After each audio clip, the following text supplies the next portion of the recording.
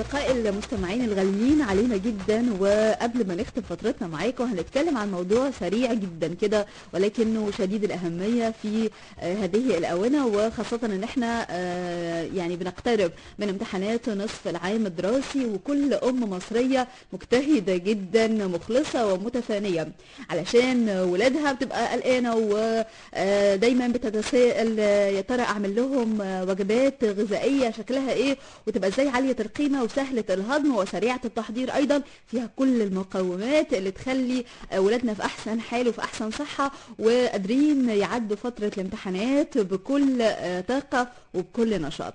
معانا على الهواء الأستاذة مها مرعي، خبيرة التغذية وشؤون الأسرة.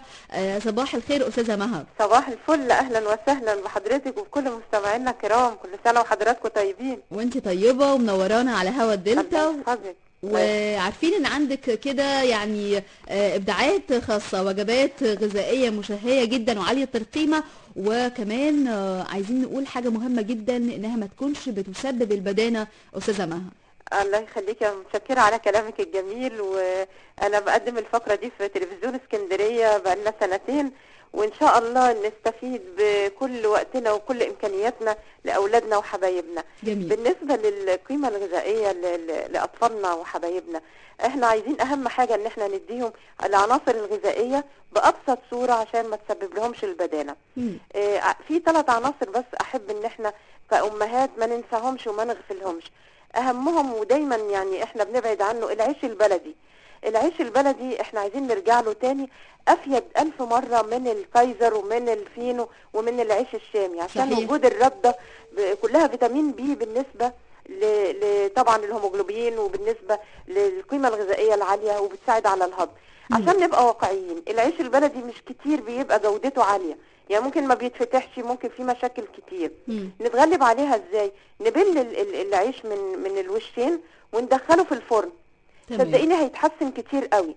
حاجة تانية برضو، لما نجيب العيش نحفظه على طول في كيس بلاستيك في الفريزر. لما اجي اسخنه استعمله اطلعه على طول اسخنه على النار، بيرجع زي حالته الاولانيه بالظبط. ولان في معلومه كمان سمعناها استاذه مها، انه العيش الفينو طبعا سعراته الحراريه عاليه، غير كده كمان ان هو سريع الهضم جدا، فاي حد بيتناول العيش الفينو بسرعه جدا بيجوع. فعلا وبعدين بيتحول طبعا النشويات بتحول الى سكريات. وعلى فكره انا عملت في التلفزيون حلقه ازاي نعمل الفينو والكايزر في البيت، واحنا ممكن مع بعض نبقى نعمله، بس خليه للرحلات، خليه للمناسبات، اخلي وجبه ابني لكن الاساسي العيش البلدي المصري الجميل نركز عليه. طبق السلطه والفاكهه، لازم ولادنا ياخدوا فاكهه طازه وياخدوا طبق السلطه، ده اساسي في وجباتهم كلها. حتى وهم رايحين المدرسه بديهم في كيس السندوتشات خياره، طماطمايه، فلفل، الجزر ممكن ابشره لو هو يعني هحس ان هو هيبقى جامد شويه على اسنان الطفل، ممكن ابشره في ساعتها عشان ما يتاكسدش او ما يسودش. بالنسبه للوجبات، اولادنا معظمهم بيحبوا مثلا البرجر، بيقبلوا عليه جدا. انا ليه ما اعملوش في البيت؟ نعمله في البيت وبكل سهوله وبكل بساطه. اقول لحضرتك مثلا وصفه في البرجر بيتعمل بطريقتين، في بيتعمل بفول الصويا وفي بيتعمل باللحمه الصافيه. احنا لو عايزين ناخد الطريقه، لو معانا ورقه وقلم هقول لحضرتك الطريقتين ايه وزي ما يعجبك. بالفول الصويا بيكون المقادير عباره عن كيلو لحمه مفرومه، وانا طبعا بختار اللحمه اللي فيها دهون، لان انا مش هحط فيها دهون خالص غير قطعه الدهن اللي هكتفي بيها من عند الجزار. تمام. يبقى كيلو لحمه مفرومه وبصله واحده بس، مش البصله كلها، هبشرها وهاخد التفل بتاعها، مش هحط الميه. وبناخد كوبايه فول صويا باودر، و4 معالق كبيره بقسماط ناعم، او الخلطه بتاعه البانيه اللي بتتباع جاهزه. وبعدين بيضه، و2 معلقه كبيره من الكاتشب، ونص معلقه صغيره سكر، والملح والفلفل والبهارات، وطبعا بيبقى عندي زبده وزيت للتحمير. هنقول المقادير تاني: كيلو لحمه مفرومه، بصله التفل فقط، كوبايه من فول الصويا الباودر، 4 معالق كبيره بقسماط ناعم او خلطه البانيه الجاهزه، بيضه، 2 معلقه كبيره كاتشب، نص معلقه صغيره سكر، ملح وفلفل وبهارات، وزبده وزيت للتحمير. بنفرم اللحمه وبفرم المكونات كلها معاها في الكبه لغايه ما تبقى ناعمه جدا. بشكلها على شكل دواير وبسيبها ترتاح في التلاجة مثلا نص ساعة. بعد كده بحمرها في الطاسة اللي ما بتلزقش فيها الطعام، وبحط قطعة صغيرة خالص من الزبدة مع الزيت، بشوح فيها البرجر من الناحيتين. تمام. ما بياخدش وقت وبتبقى سريعة جدا. عايزين نقول بقى كده سريعا الطريقة التانية كمان للبرجر. الطريقة التانية بجيب مثلا 750 جرام من اللحمة اللي هي مفرومة، 25% منها دهون. البقدونس بجيب مثلا معلقة كبيرة من البقدونس المفري، ملح وفلفل وبهارات، 2 معلقة كبيرة من الكاتشب. يعني هي هتبقى عبارة عن لحمة وكاتشب، ملح وفلفل وبهارات وبقدونس. تمام. بقى عبارة عن اني بفرم اللحمة مع الكاتشب وبضيف لها البقدونس وبعمل لهم زي قرص مدوره، بسيبها ترتاح في الثلاجه شويه، وبعدين بحمرها في حته زبده او زيت. طبعا يعني تترك في الثلاجه شويه تتماسك وبعدين نحمرها. تمام. احنا عايزين نقول يعني ده البروتينيات مثلا موجوده في الطعام، عايزين نقول نحط جنبها ايه بقى مدام مها عشان تبقى وجبه غذائيه عاليه القيمه؟ طبق السلطه زي ما حضرتك ذكرتي. طبق السلطه ده اساسي. تمام. لازم برضو اعود ابني على انه لو جاع في الفتره مثلا من الصبح للظهر ياخد مثلا موزه، ياخد برتقانه. اعوده دايما ان الفواصل بين الوجبات ما تبقاش شوكولاته، ما تبقاش بونبوني، ما تبقاش اللي هي بتسبب البدانه في الاصل ويعني عايزين نقول كمان بتقلل الشهيه. دي عايزه اقول لحضرتك على حاجه، اولا بتفتح له كل خلايا الدهون، يعني بتخلي عند الطفل شراهه. ليه؟ لانها بتتهضم بسرعه. وبعدين بيبقى هايبر. انت عارفه حضرتك الالوان الصناعيه اللي في البونبوني وفي الشوكولاتات، كل ما هو ملون احمر واخضر، دي كلها الوان صناعيه.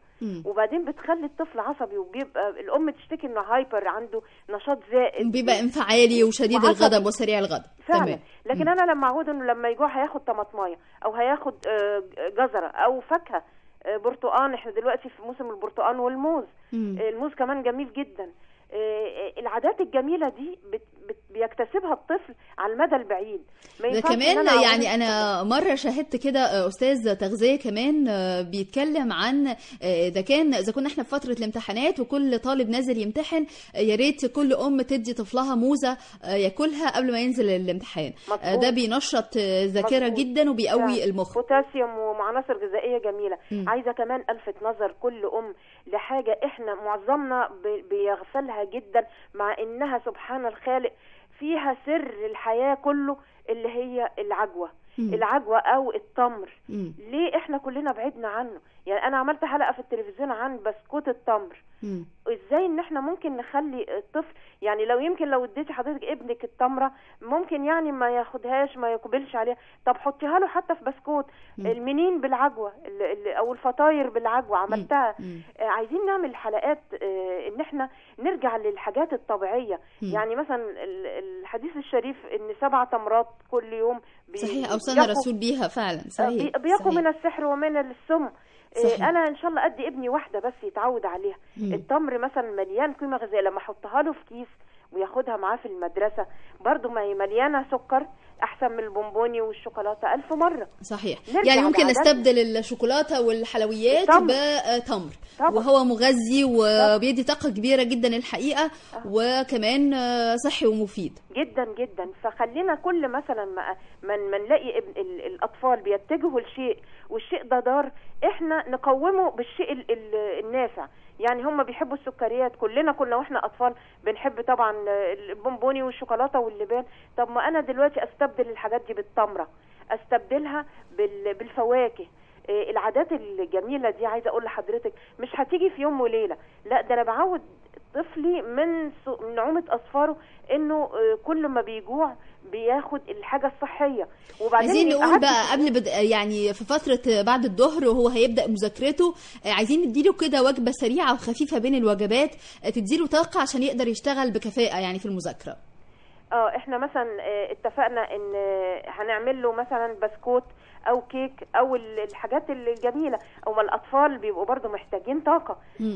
زي ما قلت لحضرتك، لو وظفنا حاجه زي التمر في الكيك وفي البسكوت برضو دي حاجه جميله جدا. جميل. استخدامنا للعسل الاسود في بسكوت برضو عملته قبل كده بالعسل الاسود، تدخليه ازاي في بسكوت بيبقى طعمه في منتهى الجمال. العسل النحل برضو، عسل النحل مش عايزين نغفله، ممكن ندخله لاطفالنا في الفطاير، ممكن ندخله لهم بديل عن السكريات. انا بدل ما اعمل العصير مثلا لاولادي واحط لهم سكر، ممكن احط لهم معلقه عسل نحل.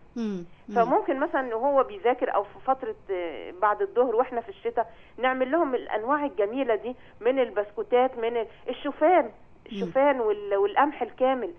برضو طبق البليله احنا كنا لسه عالي القيمه الغذائيه جدا وبيدي طاقه كبيره الحقيقه. جميله. احنا كنا لسه بنحتفل في عاشوراء، عملنا مع بعض على الهواء طبق العاشوراء الجميل ده. القمح ده سبحان الخالق، يعني عندنا حاجات جميله نرجع لعاداتنا بتاعت بسيطه زمان. وعاليه القيمه وتدي لاولادنا كل الطاقه في فتره الامتحانات. جميله جدا. الحقيقه ان الحديث هيتواصل مع حضرتك لحلقات وحلقات قادمه ان شاء الله، ولكن يعني الوقت خلاص خلص مع يعني على الهوا في فترتنا لهذا الصباح.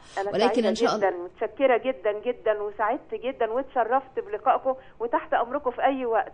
شكرا جزيلا استاذه مها مرعي، خبيره التغذيه وشؤون الاسره، ودايما هنتواصل معاكي علشان نقدم لكل الاسره المصريه وكل ام حريصه على صحه اطفالها وسعادتهم كل حاجه ممكن تحقق لهم هذه السعاده وهذه الصحه ان شاء الله. امين يا رب. متشكره وصباحكم سعيد وربنا يكرمكم دايما واوقاتكم سعيده يا رب ان شاء الله. كل سنه وانت طيبه استاذه مها. حضرتك بخير. يا روحي يلا جايبه لك ماما، كل واكبر يا روحي يلا هم النوم يا روحي يلا جايبه لك ماما.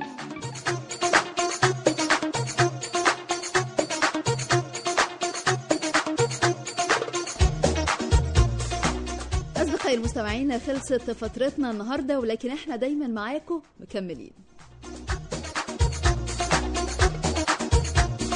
نتمنى دايما ان بكره يكون اجمل بكتير.